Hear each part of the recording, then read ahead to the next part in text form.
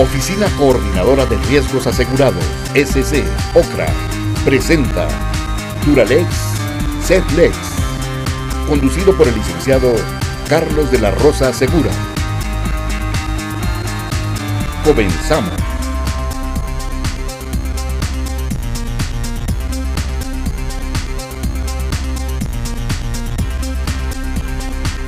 ¿Qué tal, amigos televidentes? Buenas noches, bienvenidos a este su programa Duralex. Como siempre, agradeciendo el favorecimiento de su atención, pero principalmente a OCRA, que nos permite cada fin de semana llegar hasta sus hogares. Hemos estado viendo a lo largo de esta semana, semana y media, un tema trascendente importante para los morelenses, que es, en su oportunidad, la designación de nuevos magistrados para el Poder Judicial del Estado de Morelos. Y hoy nos acompaña precisamente la señora presidenta del tribunal, la magistrada María Nadia Luz Lara Chávez, a quien agradecemos de nuevo, Nadia, que nos permitas compartir con nuestro público un tema tan importante y trascendente como es la justicia en Morelos. Claro que sí, muchas gracias, muy complacida con esta invitación. Es un honor para nosotros recibirte nuevamente en este recinto oficial, el Salón de Plenos, y con todo gusto platicamos al respecto, que es, como bien lo dices, un tema de trascendencia para el Poder Judicial y sobre todo para la justicia en Morelos. Así es. Pues bueno, empezaremos primero por compartir con ustedes de alguna manera un poco tanto cuanto ligera en qué consiste la gobernabilidad en el Poder Judicial, qué es lo que le da precisamente ese sustento para que el justiciable en Morelos pueda tener la garantía de que este órgano administrador de justicia cuenta con los elementos, las herramientas y lo suficiente y necesario para que, desafortunadamente, la percepción también es en el sentido de que no estamos obteniendo la justicia que merecemos, la justicia que queremos, pero finalmente, ¿qué le da la gobernabilidad a este tribunal para poder en su momento pugnar por esta justicia? Pues efectivamente, Carlos, como dices, el tema de hoy se centra en la parte importante que le da a un poder del Estado, a una institución tan importante como es la Administradora de Justicia, esa solidez, esa firmeza y sobre todo la certeza ante la ciudadanía y sobre todo para los justiciables. ¿De dónde deriva el punto de la gobernabilidad en el Tribunal Superior de Justicia? Si hablamos del Tribunal Superior de Justicia, estamos hablando justamente del pleno del tribunal, que está integrado por los magistrados que constituimos este órgano colegiado.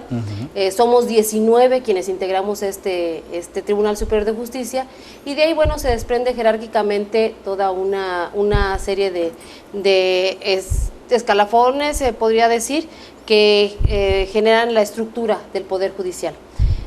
¿Por qué es importante el Pleno del Tribunal Superior de Justicia y por qué es importante que quienes sean sus integrantes o quienes son sus integrantes le den esta solidez a la institución? Bueno, pues porque depende de la capacidad, de la profesionalización, del logro de la excelencia en el ejercicio profesional y en el ejercicio de la función pública, que en este caso es la función jurisdiccional, se tenga los mejores elementos, que no solamente al momento de emitir resoluciones generen ante la ciudadanía, ante los propios justiciables, la certeza de que su asunto fue analizado a cabalidad, que fue analizado minuciosamente y que además quien está juzgando tiene los mayores estándares de excelencia en la capacitación, en la preparación, en toda esta trayectoria jurisdiccional que le permite a un juzgador emitir una sentencia apegada a derecho y que pueda resistir cualquier clase de recurso legal, claro, sea un amparo, sea cualquier otra clase de juicio. De ahí que sea tan importante que nuestros magistrados, que son la cara del Poder Judicial, pues tengan esa preparación, esa solidez que le dan la gobernabilidad al Poder Judicial. La otra parte que es importante en el tema de la gobernabilidad tiene que ver justamente con la continuidad que deriva de los trabajos, de los procesos, de los proyectos y de los programas que se desarrollan por parte de los magistrados y que generan una armonía, como lo hemos logrado ya en el tribunal. Hemos pasado por momentos de crisis aquí, lo has conocido, lo has sabido. Desafortunadamente hemos sido hasta observados a nivel internacional, ¿no? Tristemente, lamentablemente. Sin embargo, hemos querido revertir esa mala imagen. ¿Cómo? Pues a través de posicionar al Poder Judicial como una institución seria, como una institución constituida por hombres y mujeres dedicados a su trabajo, comprometidos con lo que hacen todos los días y sobre todo que se vaya generando una modernidad en la administración de justicia.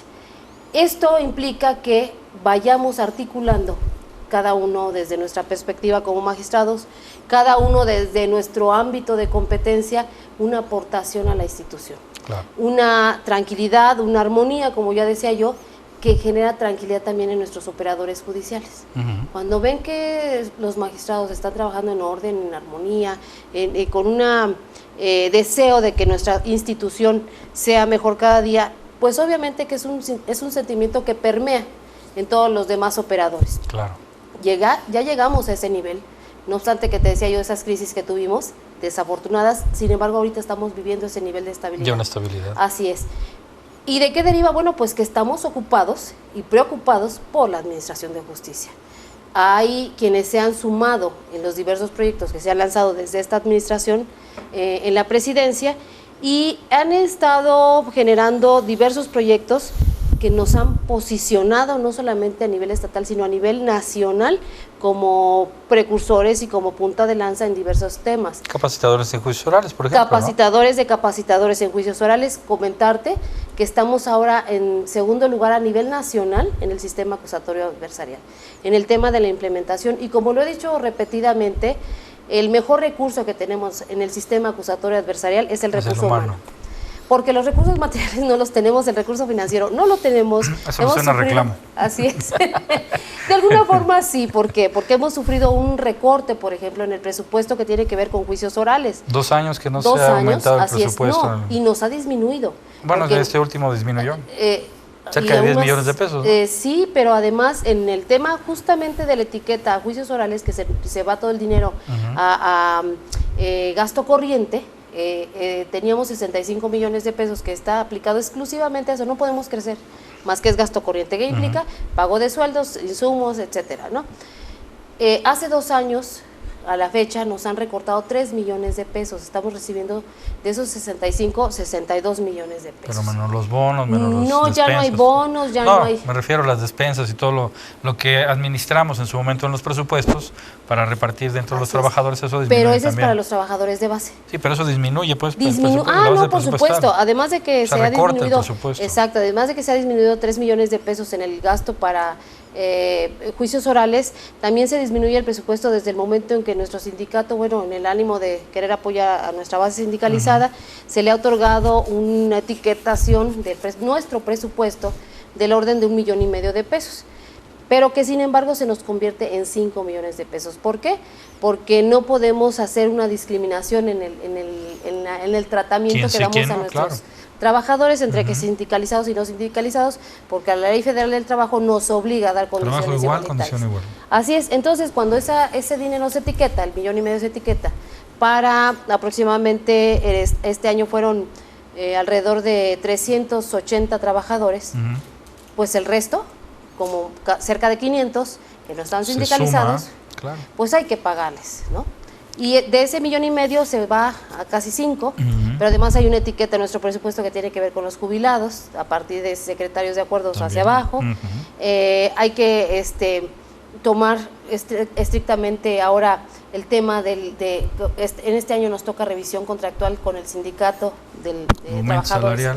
Así es, el aumento, el incremento salarial, las condiciones contractuales que implican dinero entregado al sindicato. Le suman los jubilados. Así es. El tema de los jubilados es un tema delicadísimo ya en el tribunal. A nivel nacional, eso no te crees que... A nivel nacional, efectivamente. Sin embargo, fíjate que estamos muy preocupados porque el año pasado teníamos una cartera, podríamos decirlo, que fue del orden de los 60 millones de pesos de pago ya a la gente que tenemos jubilada. Para este año ese monto se nos eleva a 10 millones más.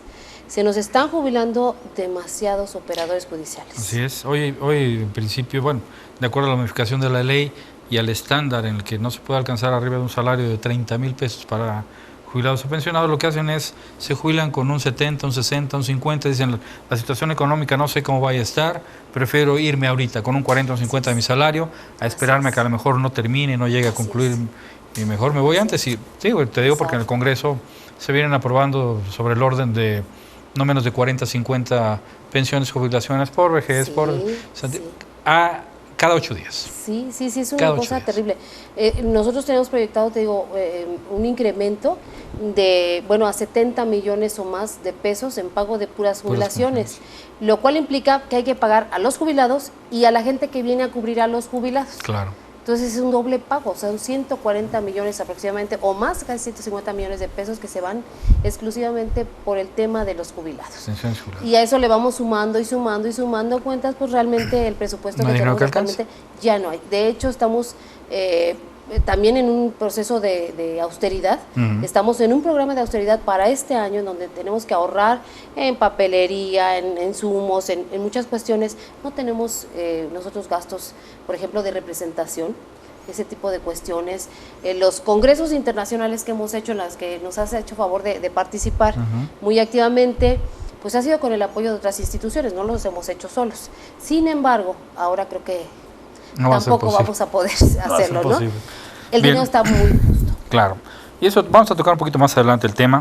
Si no nos da tiempo de concluir en este programa, ya sabes, el programa es de ustedes, nos vamos a un segundo programa de corridito con este. Porque el tema principal, hoy es en función de esta gobernabilidad. Me gustaría, fíjate, compartir con nuestro público, hacer un poquito de historia. ¿Cómo ha venido evolucionando esta situación en relación a la designación de los magistrados?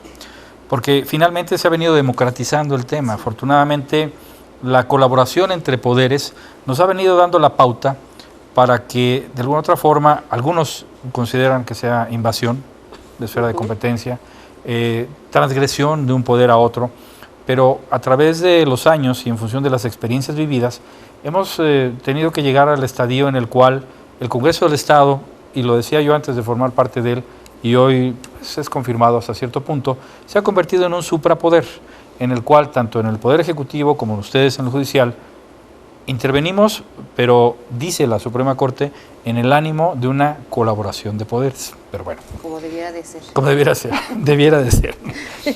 Y entrando al tema, en relación a los magistrados, yo recuerdo cuando formé parte del Consejo de la Judicatura, unos poquitos años antes, pues esto era un tema sexenal.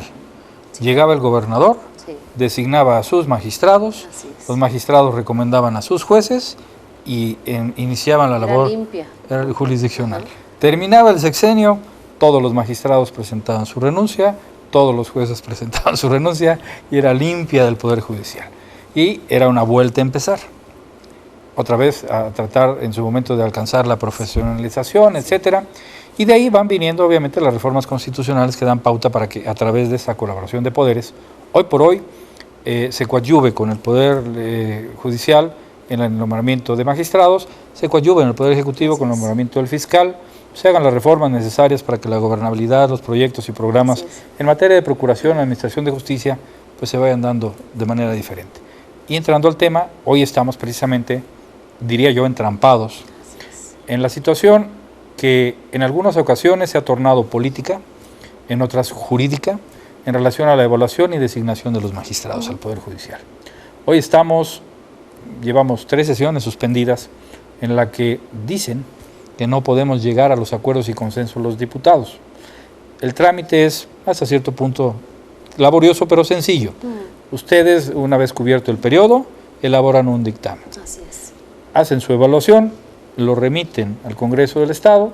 En la Junta Política, los diferentes representantes de las bancadas en el Congreso hacen su propia evaluación del dictamen que ustedes emiten y se emite un dictamen, a través del cual en el Pleno, por mayoría de votos, 20, habrá de decidirse si se ratifica o no en el cargo. La última reforma nos da la pauta para que los magistrados cubran un primer periodo de 6 años y, en caso de ser ratificados en el cargo, ocuparán un periodo de 8. Así es. ¿Estamos de acuerdo? Así es. Bueno. ¿Qué es lo que pasa al interior del Poder Judicial hoy por hoy en esta designación? ¿Con qué problemáticas se encontraron que hoy deviene en que en el Poder Legislativo nos encontremos entrampados en no poder sacar el tema adelante? Mira, Carlos, yo creo que, como bien lo dices, Efectivamente hemos avanzado mucho en la democratización de las instituciones, en este caso del Poder Judicial. Subimos una reforma en el año 2008, una reforma constitucional, mediante la cual se cambia la forma de designación de los magistrados. De manera pues que ahora el proceso de la elección, de la designación de los magistrados, queda en manos o en la competencia del Congreso. Ya es un proceso complicado la designación porque bueno, pues siempre en una legítima aspiración pues hay muchos interesados. Sin embargo, creo que el Congreso ha tenido una enorme responsabilidad justamente en la elección o designación de los magistrados. ¿Por qué? Porque de ahí deriva justamente la solidez de la institución y la gobernabilidad. Y luego, ¿con qué cara reclamamos al Poder Judicial que no esté operando cuando nosotros somos los responsables de enviar a quien va a administrar justicia y digamos, es que el Poder Judicial no está operando? ¿Y gracias a quién? ¿A quién nos designamos? Pues sí, efectivamente, desafortunadamente se dan ese tipo de situaciones y ahora sucede que en este proceso que estamos viviendo se complican las cosas. ¿Por qué? Porque en primera son 5 magistrados que entran en este esquema. Entendemos perfectamente que al llegar el tema a la cancha de legislativo, el tema se vuelve político, ¿no? No debiera, perfectamente, claro. ¿Por qué? Porque hay parámetros para la evaluación. La propia Constitución del Estado, la Constitución General de la República, nos establece los parámetros de evaluación para que un magistrado que ya está por concluir su primer periodo, en este caso de 6 años, sea evaluado por el Congreso del Estado y en caso de ser procedente, como bien lo comentas, pueda continuar en un segundo periodo por 8 años para hacer un total de 14 años que se equipara muy... a la Corte. Pero de la Corte. Exactamente. Pero ¿qué pasa ahorita? Bueno, resulta que tenemos una disparidad en criterios. ¿Por qué? Porque tenemos 4 magistrados numerarios que tienen que ser evaluados bajo un determinado esquema y un magistrado supernumerario o que integra la sala auxiliar, que tiene un esquema diferente, que la propia Constitución Estatal nos habla de un esquema diferenciado, no discriminatorio, que es muy diferente. Totalmente. Porque tiene un objetivo muy específico, la existencia de la sala auxiliar, que no implica, no incide en una discriminación a las condiciones de un funcionario o de un profesionista. De hecho, la misma Corte en el año 2008, cuando se plantea aquella controversia en contra de aquella reforma constitucional al Poder Judicial, finalmente resuelve en el año 2010 que las instituciones pueden ser reestructuradas a través justamente de las reformas constitucionales. Y entonces los funcionarios se deben de ajustar a la función y no la función al funcionario. Claro. ¿No? De ahí que si uno está interesado en participar como magistrado en el carácter de numerario o de supernumerario, se debe ajustar ¿sabe las reglas del juego? a las reglas del juego, ¿no? Así tan sencillo como tú lo has dicho. Justamente creo que es el motivo de diferencia ahorita. No lo puedo asegurar al interior del legislativo mejor que nadie, ustedes y tú sabes cómo se manejan. Sin embargo, lo único que nosotros hemos querido opinar y lo hemos hecho reiteradamente es primero como la representación del Poder Judicial, que tenemos una carrera de 25 años aquí en el tribunal, que próximamente el día 5 de julio estaré cumpliendo 20 años que hice mi examen. ¿Ya estás en el inventario? De juez y gané mi plaza por examen de oposición, que eso ha sido una cuestión fabulosa, poder ganar un espacio de esa manera, en una competencia sana. Claro. Y que creo que en esa democratización de la que tú hablabas, tendremos que ir caminando hacia este esquema de la segunda instancia. Tal vez ya entrar en una competencia más democrática, ¿no? Claro. Y más sana. ¿Qué pasa ahorita? Bueno, tenemos excelentes juristas. El Consejo de la Judicatura, como una obligación, emitió los dictámenes correspondientes, se analizaron los números de eficacia, de eficiencia de cada uno de ellos, de excelencia, profesionalismo, capacitación, etcétera, y se remiten los dictámenes al Congreso del Estado, dictámenes que van en positivo. En el caso de los magistrados numerarios, obviamente para que sean evaluados por ustedes, y si es el caso, bueno, sean designados por un segundo periodo. En el caso del supernumerario es una obligación constitucional que le surge al Consejo de la Judicatura de emitir ese dictamen, no porque necesariamente tenga que ser o más bien no es obligación del Congreso del Estado. No es ni siquiera facultad. Ni siquiera facultad. Porque la Constitución establece claramente a quienes estamos facultados para ratificar el cargo y no se menciona, si no nos gusta la ley, tenemos la potestad y facultad de modificarla. No lo hemos hecho. La Constitución está así y dice, ratificar o no en su cargo a los magistrados numerarios del Poder Judicial. Exactamente. No habla de la fracción 37ª del artículo 40 de la Constitución Política de la facultad de los Así diputados. Entonces, y esa es la facultad del Estado. Y como abogados, pues sabemos perfectamente que existe un principio que se denomina de legalidad, en donde la autoridad solamente está autorizada a hacer lo que la propia ley le faculta. Y si te dice, los magistrados numerarios podrán ser... No puedo interpretar, no puedo ajustar, no puedo aplicar con un criterio personal, sino ajustarme únicamente a lo que dice la Constitución. Y si hay, como lo hay actualmente, algún amparo de alguna persona, algún profesionista que fue parte de este cuerpo colegiado para efecto de que sea nuevamente reinstalado, podríamos decir, en el Tribunal Supremo de Justicia, esa opinión, esa resolución, es una resolución que solamente causa efectos para la persona que promovió el amparo, no tiene efectos erga omnes, es decir, para cualquiera de nosotros, ¿no? Claro. De ahí que tampoco, como bien lo dices, no es posible, no es viable, no es legal ni constitucional emitir una interpretación de lo que podría ser la ley en un esquema del respeto a los derechos humanos, derechos fundamentales, derechos adquiridos de los funcionarios. Dicho en español, hacer un dictamen a modo. Exactamente. Simplemente, ¿no? Es un dictamen acorde a lo que mandata la ley y punto. O sea, no tenemos facultades, repetimos, de interpretar, de decir nuestra idea u opinión en un dictamen, sino simplemente ajustarnos a lo que la ley nos mandata y a lo que la Constitución nos ordena. Somos autoridad.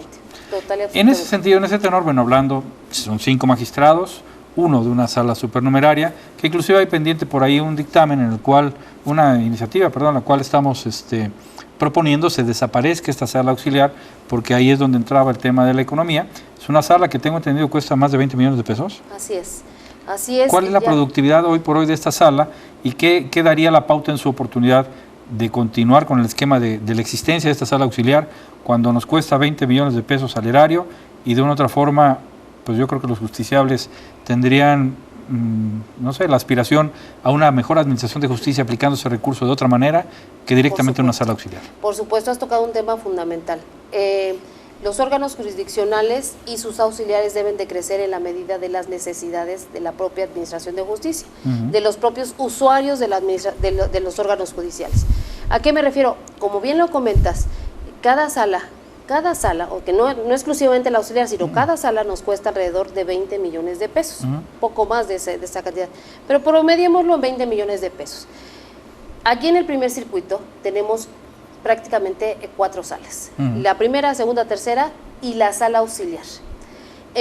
La sala auxiliar nace originalmente para efecto de atender excusas y recusaciones de los magistrados numerarios y poder, en su caso, atender esas excusas. Actualmente se reciben toda clase de asuntos, pero habría que ver si compensa o no el volumen de las cargas de trabajo con el costo de esas salas. Claro.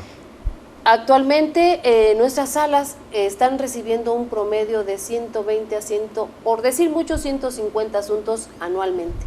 Es decir, si distribuimos esos ponemos un número redondo, 150 asuntos, aunque tengo los datos correctos, los datos precisos. Por ejemplo, en el año 2013, las salas de este primer circuito recibieron 134 asuntos.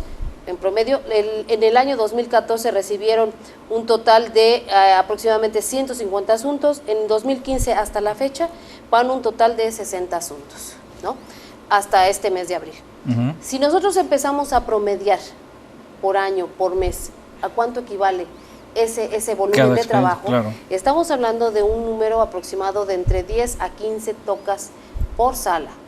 Perdón, por ponente. Es decir, por magistrado. 30 por sala. Exacto. Cada magistrado cuenta con 3 auxiliares, 3 proyectistas, que se les denomina así a quienes elaboran el proyecto de sentencia.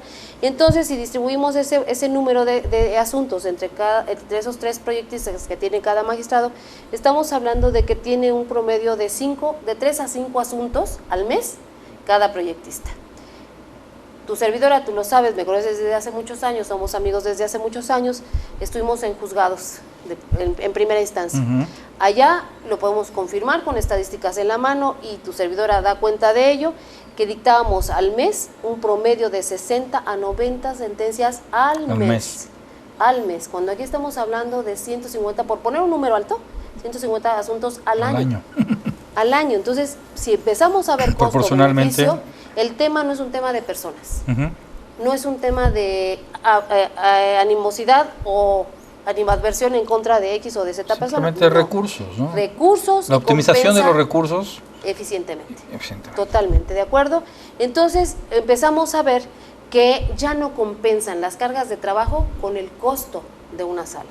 Porque la sala no solamente es el pago del sueldo al magistrado o a los magistrados integrantes de la sala, que está, por cierto, integrada por tres magistrados, sino también el de sus auxiliares, de sus proyectistas, de sus oficiales, el pago de la luz, de los insumos como es el papel, el tóner, el equipo. Cuesta la operatividad de una sala. Toda la operatividad, pero toda completamente. Porque también tienen operadores, choferes, tienen vehículos.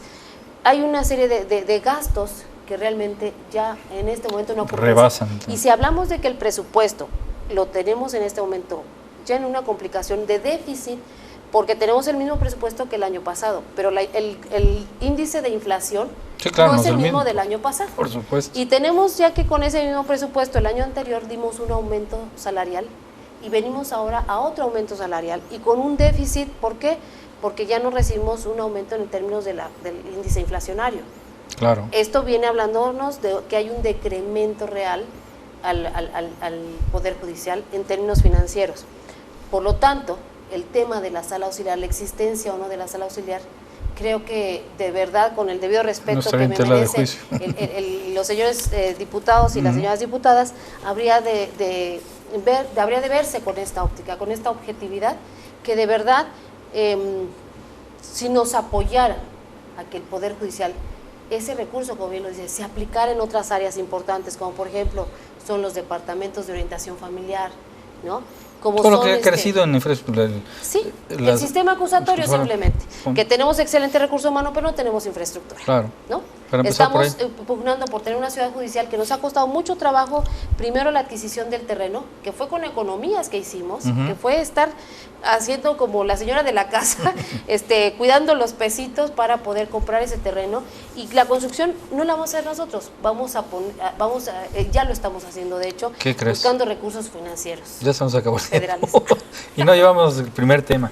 Entonces, amigos televidentes, los vamos a invitar, vamos a continuar con este programa ahorita mismo. Nos van a hacer el favor de acompañarnos este viernes, el viernes que sigue, pero en las redes sociales van a estar los dos bloques juntos para quien en su momento los quiera seguir. Estaremos con ustedes ahí ya con los dos programas juntitos en la red, en YouTube y en la televisión. Bueno, estaremos este viernes con esta primera parte, claro que sí, y el siguiente viernes con todo lo que nos falta de los señores magistrados de los otros tres, sí, y analizando cada uno de los temas. ¿Les parece? Pues bueno, por el momento y hasta este programa, gracias por el favorecimiento de su atención, gracias a Ocra, gracias a Cable Más, pero principalmente gracias a usted, y nos vemos pues dentro de 8 días con este mismo tema, con este mismo vestuario, pero esperando que sea de su interés. Nos vemos en el próximo La Serie. Gracias. Buenas noches.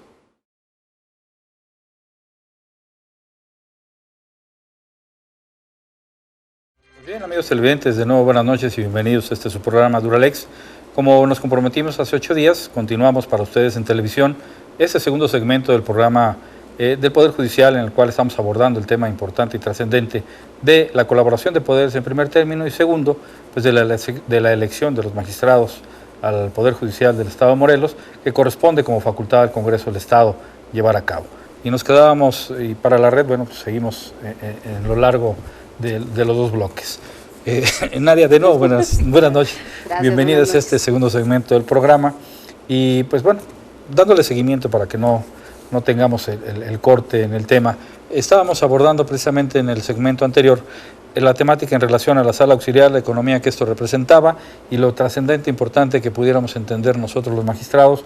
¿Cuál es el espíritu que les anima a ustedes a que podamos decretar la desaparición de la sala, que no lleva una dedicatoria para nadie y que hoy, habrá que mencionarlo, está operando con un solo magistrado? Así es. Hay una magistrada supernumerada en licencia, hay otra que tenemos, que ese es otro de los puntos importantes, ventilando un amparo ante el Poder Legislativo en función de que en ese momento en el que le correspondió a la magistrada su evaluación, determinamos en el Congreso acatar a pie juntillas lo que establece la Constitución, simplemente recibir el dictamen emanado del Consejo de la Judicatura con una evaluación, para efectos de determinar que no se negaba su derecho a ser evaluada, pero que si bien es cierto, tiene ese derecho, constitucionalmente no tiene derecho a ser ratificada.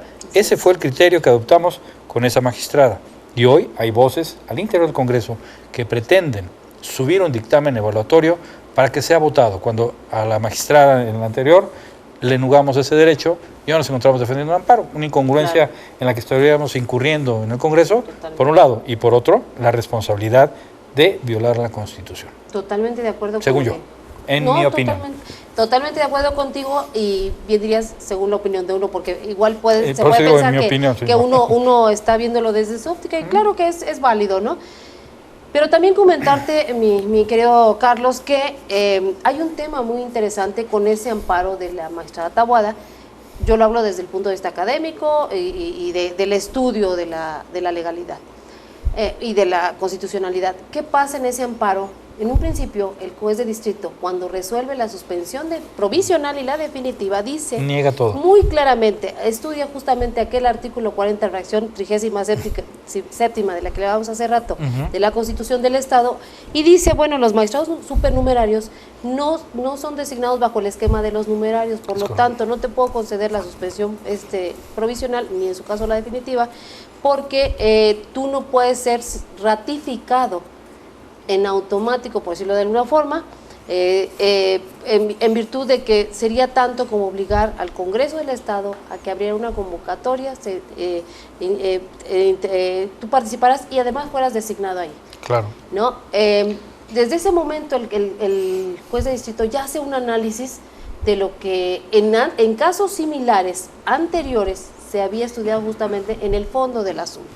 Pero viene la sentencia definitiva de ese amparo y cambia radicalmente la opinión del señor como lo acostumbra la Corte, sí, pero no. En una nueva reflexión, que es también muy respetable, pero creo que el esquema del respeto a los derechos fundamentales, y de verdad no lo digo con el ánimo de ofender a nadie, ni tampoco de herir susceptibilidades en el tema de las personas de las que se trata, en este caso de quien fue la magistrada integrante de este cuerpo colegiado, la licenciada Leticia Taboada.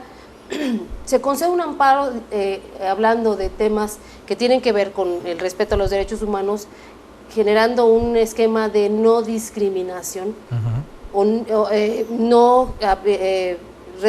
dice que se concede el amparo para que o más bien evitando esa desigualdad, ¿no? Que se advierte en la propia Constitución, en el trato diferenciado entre los numerarios y los supernumerarios, de lo que hablábamos hace en el programa precedente. Que volvamos al punto, no nos gusta la ley, modifiquémosla, así está. Así es. Sin embargo, bueno, el Congreso del Estado interpone un recurso de revisión por parte de la señora presidenta del Congreso del Estado. Está en el curso ese recurso de revisión. La Junta Política, que fue la autoridad responsable de ese acto impugnado, no hace nada. Omite hacer, cumplir con su responsabilidad. Como cuerpo colegiado uno siempre defiende sus decisiones. Claro. En este caso no se defendió. Razones habrá, que no quiero exponer en este momento. Sin embargo, pues bueno, respetable. ¿Quién es la Junta? No es cierto. ¿Qué pasa? Bueno, ese esquema mediante el cual se le concedió un amparo a la entonces magistrada, bueno, ya estaba en retiro, la licenciada Leticia Taboada, y que sigue estando subyúdice, no puede operar para interpretar en un esquema de un magistrado que está ahorita sujeto a esa evaluación, ¿no? ¿Por qué? Porque hablábamos hace rato de que el juicio de amparo en este caso no alcanza para hacer esa interpretación. Bien lo dices, habrá que modificar la ley. Si no nos gusta, bueno, queremos dar la oportunidad de igualdad a la trascendencia de los derechos humanos, derecho pro persona, pues hagamos la igualdad, pero lo mejor en su momento, y por economía, es desaparezcamos la sala, démosle oportunidad de aire al Poder Judicial para que oxigene su economía, optimice la administración de la justicia y nos quitamos de un problema. El magistrado tiene la facultad y potestad de inscribirme en el caso que se abra una convocatoria, de que se abra un espacio, no así los numerarios, pero el supernumerario puede fácilmente en la siguiente oportunidad inscribirse de acuerdo a su excelente trayectoria, su expediente, pues creo que tendrá la oportunidad de poder participar en una nueva oportunidad para ser magistrado de número y no pasa nada. Sí, así ¿Estás de acuerdo? Definitivamente de acuerdo, y también yo agradezco mucho esta oportunidad, mi estimado Carlos. Es que había que clarificarlo, Nadia. Así es. Hay un dime y direte que la idea de este programa es precisamente que tanto nosotros los abogados como los justiciables tengan una idea clara de lo que está pasando. Claro, y de repente yo he escuchado múltiples voces, por eso de verdad agradezco infinitamente esta oportunidad que tú me permites exponer mi punto de vista en un programa que tiene pues 14 años de presencia, que es decir bastante, quiere decir que la gente te sigue y cree como un punto de referencia en quien se presenta contigo, y justamente eso es lo que agradecemos, tener la oportunidad de exponer ante este público esta opinión. ¿Por qué? Porque nos han acusado de que de alguna forma es un tema personal. No, es cuestión de legalidad, es cuestión de constitucionalidad, es cuestión de objetividad y de aplicación de la norma. Nada más. Punto. No es tema de personas. Es lo que deberíamos hacer donde creamos exactamente. y modificamos las leyes. Exacto, es tema de institución. No es un tema de las personas. A las instituciones, por supuesto que están constituidas por las personas, pero tienen que estar formando parte de ella los mejores perfiles para que le den esa solidez, ¿no? Y aparte, bueno, pues agradecer también la oportunidad, porque me permites hablar de las cifras. Muchos nos han tachado de que hemos falseado cifras ante otras instancias, como es con ustedes el legislativo, como es ante el ejecutivo, cosa que no nos permitiríamos. Con una carrera de tantos años en el interior del Poder Judicial y frente al justiciable, no podríamos tener ese tipo de cuestiones. Tenemos los datos objetivos, que fueron los que remitimos en su oportunidad a ustedes. En las comparecencias, claro. Exacto. De ahí que sea tan valiosa esta oportunidad, porque hablamos con pruebas, hablamos con objetividad. Y la evaluación de los señores magistrados justamente contienen eso. Eso es lo que tiene. No hay que darle vuelta de hoja. Bueno, definitivamente. Pasemos al segundo punto. Otro de los señores magistrados, y retomando tu tema, o la expresión. La evaluación se hace, obviamente, de manera objetiva, tomando en consideración cada uno de los elementos que debe de contener este dictamen, tomando en cuenta lo que establece la Constitución y lo que nosotros tenemos como facultad. No podemos ir más allá de ello, no podemos modificar, aplicar o ajustar a modo, dijeran por ahí, hacer dictámenes a modo para que a ti te toque, a ti no te toque, porque yo lo digo, porque a mí me gusta, porque a mí me lo recomendaron. Otro de los señores magistrados se encuentra en una hipótesis que ya también se encuentra ventilando ante un amparo, porque resulta que la Constitución establece también un punto en el que determina un retiro forzoso por la edad. Así es. La carrera judicial tiene también un término, por eso la controversia del 2008, por eso el evitar en su momento la perpetuidad en el cargo, decía yo en aquella época cuando luchábamos por el famoso, la figura de la inamovilidad judicial. Exacto. Que decíamos inamovilidad no es perpetuidad, así es. O sea, entendámoslo así. Se logra eliminar esa figura y hoy por hoy hay un retiro forzoso a los 65. Nuestro amigo barrista, magistrado, Ángel Garduño, se encuentra en la hipótesis de los 62 años y no puede ser de ninguna manera ratificado en un cargo por un periodo de 8, porque la Constitución no nos dice pudiéndose ajustar, si es que no nos gusta, debiera decir. En el caso de que el señor magistrado se encuentre en la hipótesis de la edad del retiro forzoso, pudiera determinarse un dictamen en el que alcance el término medio aritmético de su edad contra la designación de los 8. Dice 8 años, un primer periodo de 6, una ratificación por 8. El señor tiene 62, con la pena estamos obligados, según mi interpretación, salvo opinión en contrario, a que pues desafortunadamente no es susceptible, no por trayectoria, no por expediente, no por capacidad, simplemente la Constitución establece una edad de retiro. Sí, fíjate que es un tema que en lo personal, ahí sí hablo yo de cuestiones personales, nos duele mucho porque el magistrado Ángel Garduño ha sido un excelente compañero, funcionario judicial, y además se ha sumado en los proyectos decía yo, de la administración. El tema de la edad es un tema pues bueno, que nos va a alcanzar a todos, ¿no? Primero Dios. Hablamos de las pensiones, de las jubilaciones. Que nos permita llegar a la edad. Entiendo pues la parte en donde el Congreso del Estado dice, bueno, cuidado porque puede haber una situación en que si el segundo periodo es por 8 años, le alcanza la edad o no para ese momento. ¿Por qué? Porque está en la edad de 62, de que cumple 65, no se cubre todo el periodo de los 8 años. Sin embargo, también nosotros hemos abogado porque quienes están fungiendo ahorita tengan la oportunidad de la continuidad. Tenemos el caso del magistrado Orlando Aguilar. Que está en amparo también. Exactamente, el magistrado Orlando Aguilar es una situación muy similar a lo que pasa con el magistrado Ángel Garduño. Fue designado para un segundo periodo por 8 años, teniendo 62 años de edad. Actualmente la edad lo ha alcanzado, sin embargo le está en este momento en el trámite de un juicio de amparo. Permanece en el cargo derivado de una suspensión que le concede el juzgado de distrito. Aquí sí, a diferencia de Taboada, en un principio, no después. Exactamente, porque todavía está en la permanencia del cargo y durante la vigencia del decreto, ¿no? Que le permite ese segundo periodo. Exactamente. Un punto importante en ese decreto, en ese juicio de amparo. Que el magistrado Orlando está tramitando, está ejercitando, es el del retiro. ¿No? Una y dos, la capacidad, que dice, bueno, tengo 65, pero me encuentro en condiciones, soy apto, eso, lo otro. Modifiquemos la Constitución. Así es. Y de verdad, pues creo que me parece que esa sería una modificación a la norma muy loable, porque pues el hecho de que se tengan 65 años no necesariamente tiene que disminuir la capacidad intelectual, ¿no? Nosotros hablamos de capacidad intelectual y de capacidad de movilidad. A los 65 años hay gente muy capaz, con muchas... 55 apenas. Todavía no, 7 ya. Que puede justamente aportar mucho de la experiencia de vida inclusive, ¿no? De la experiencia profesional. Esperemos que el Congreso del Estado, en el caso del magistrado Ángel Garduño, tenga en consideración esta situación, que bueno, el hecho de que se designara por un periodo así no implica que una vez llegado el momento del cumplimiento de la edad, pues se designara un magistrado para la continuación o para la terminación del periodo. Volvemos a los decretos a modo, Presidenta, no podemos modificar por un decreto la Constitución. Claro. La Constitución dice 8 años, son 8 años. Yo no transito en lo particular con la idea, pero bueno, ese sería el tema. Vamos a ver qué dicen mis compañeros. Hemos llegado a la votación 29-1, espero no tener que llegar a ello, pero bueno, mi obligación, claro, como lo dije desde que llegué, juré cumplir y hacer cumplir la Constitución. Como abogado no puedo brincarme las trancas. Más aún. Tercer caso, tenemos por ahí otro amigo, compañero barrista, con una excelente trayectoria, con un expediente limpio, con una capacidad sobrada.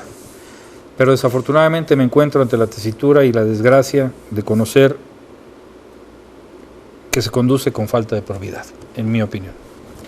Tenemos al magistrado Carlos Iván Arenas, que es evaluado, susceptible de ser ratificado, pero desafortunadamente no por su conducto, sino por interpósita persona, y lo digo porque a mí me llega un expediente que un ministro de la Corte ordena a un tribunal, a una sala, analizar si se incurrió en responsabilidad o no por parte de la sala completa, no nada más del magistrado, y que determine esta resolución, pues que el magistrado y la sala incurrieron en lo que llamamos repetición del acto reclamado.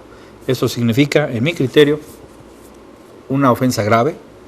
Es una situación que habiéndola solicitado un ministro de la Corte a una sala y la sala se pronuncia y sentencia que en efecto se incurrió en esa falta, pues el magistrado, de acuerdo a la violación a la ley de amparo, esta repetición de acto reclamado implica en automático la separación del cargo y probablemente hasta la consignación.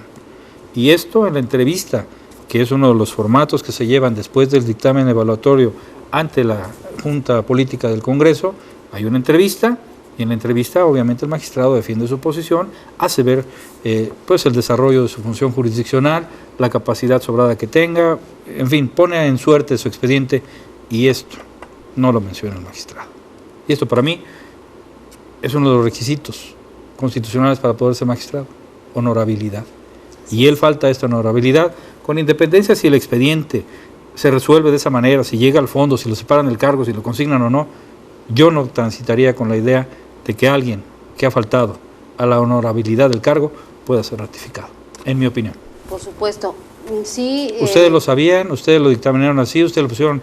¿Qué pasó con este expediente? Nosotros no lo supimos. No en el momento en que se dictaminó por parte del Consejo de la Judicatura.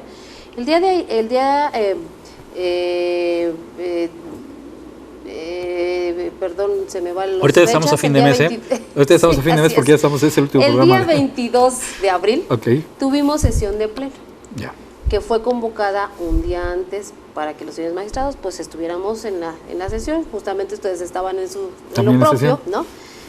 Tratando el tema de los magistrados. En esa sesión de pleno se introduce el tema. Tu servidora conoce el tema porque días antes del 23 de abril se presenta ante la presidencia del tribunal, en nuestra oficialía, un documento que nos habla de ese tema.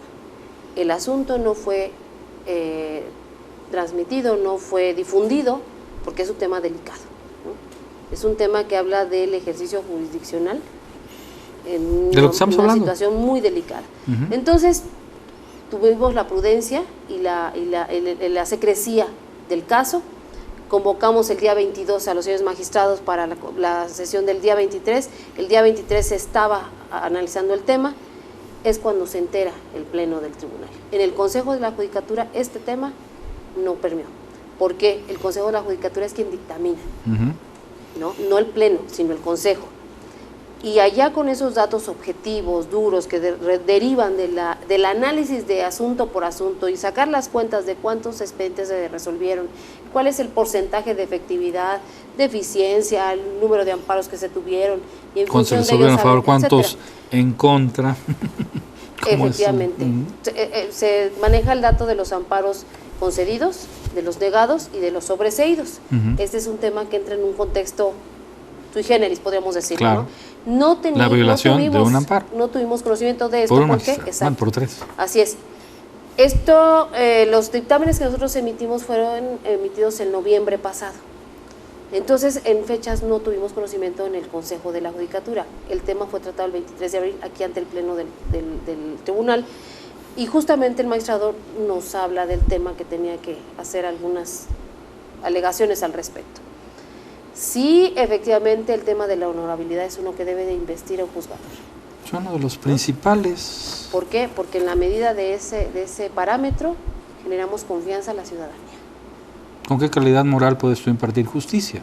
Sí, pero además creo que el ejercicio jurisdiccional, es decir, el ser juzgador, es una alta responsabilidad que implica que en la firma de una sentencia nosotros podemos llevar nuestra propia sentencia de por medio.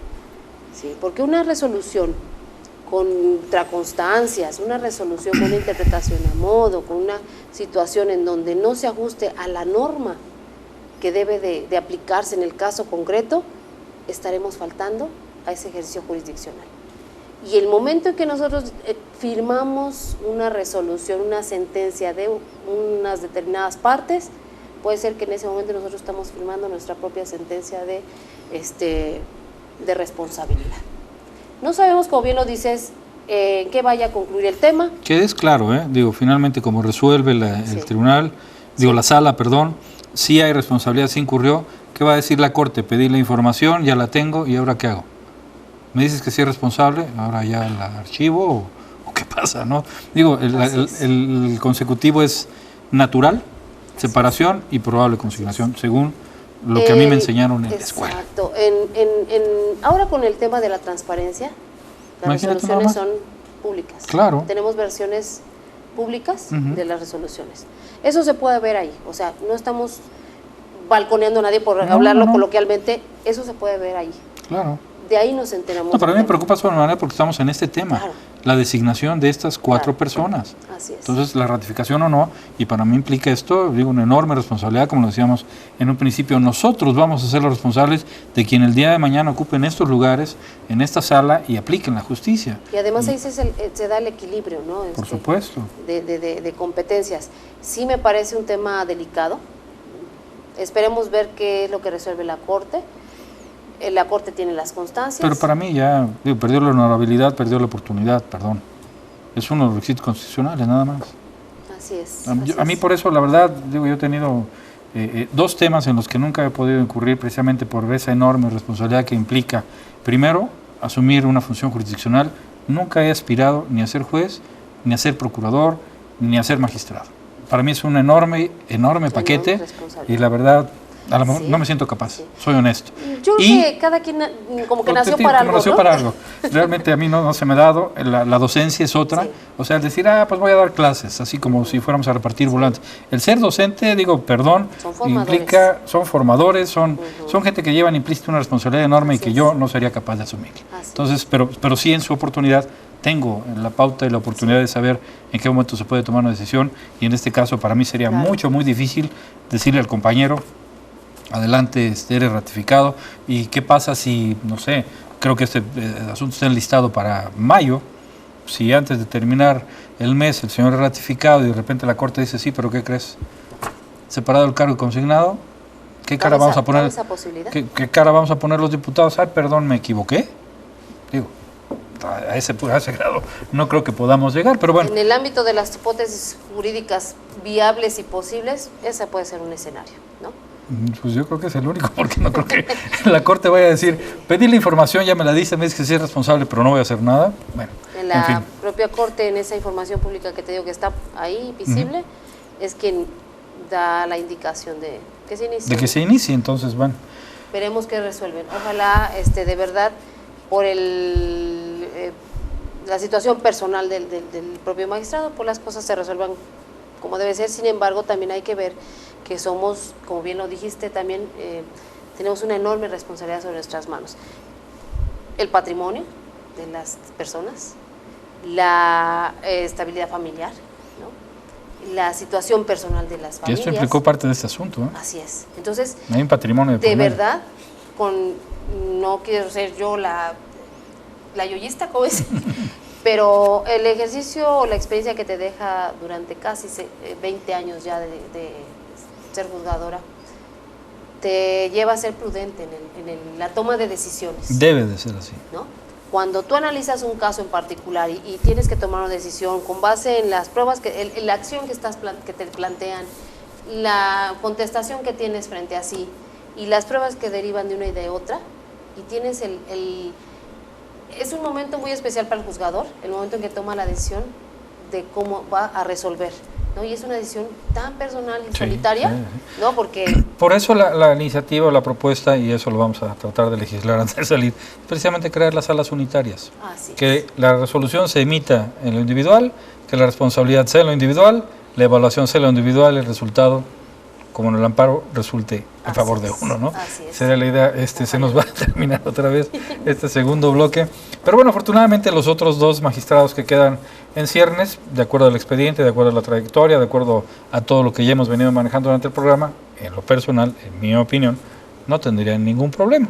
Han demostrado sobradamente cuál ha sido su trayectoria, que también creo que están ya cerca del inventario del Poder Judicial. Porque digo, es gente que trae trayectoria. 20 años, o sea, jóvenes, pero más jóvenes, pero empezaron con una trayectoria de 20 empezaron casi años, con el Poder Judicial, ¿no? ¿Sí? Y casi todos, bueno, finalmente estamos es un tribunal joven, refrendando lo que estamos refrendando lo que decimos. No es nada personal, todos son excelentes. Que desafortunadamente la ley establezca para cada uno de ellos un parámetro diferente, que tengan que ser evaluados y reelegidos o no en parámetros diferentes, no implica que tengamos, en lo personal, y creo que tú tampoco, algo en contra de ellos en lo particular.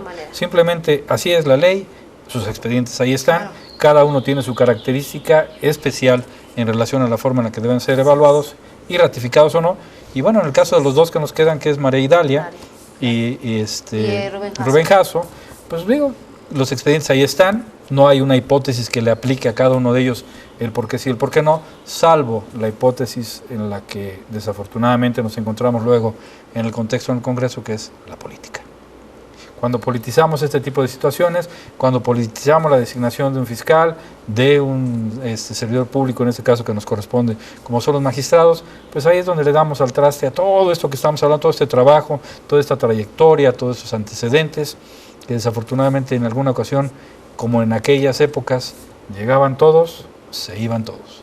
Sí, Aquí no, horrible. afortunadamente tenemos esa oportunidad de que por lo menos esta trayectoria y carrera judicial sirva de algo para el justiciable, 6, 8 años, 14 como los ministros, y refrescar en su momento el poder, pero no que sea esto una decisión de orden político, sino eminentemente jurídica, Totalmente. eminentemente profesional, y que hable de una trayectoria de vida, de trabajo y de resultados. De resultados. Y que nosotros podamos tener el día de mañana la cara con qué decirle, como decía al principio del otro bloque, para reclamarle al Poder Judicial que no estén operando.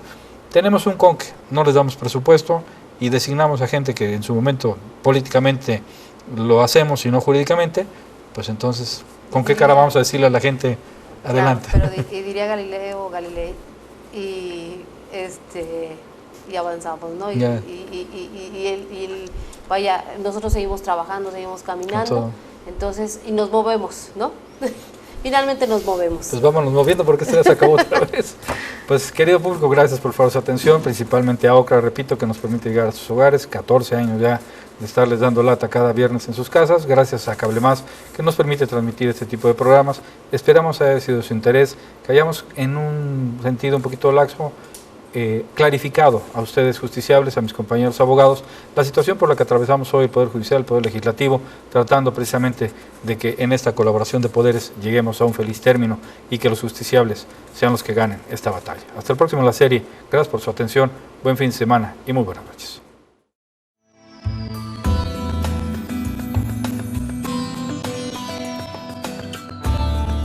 Presentó. Hasta la próxima.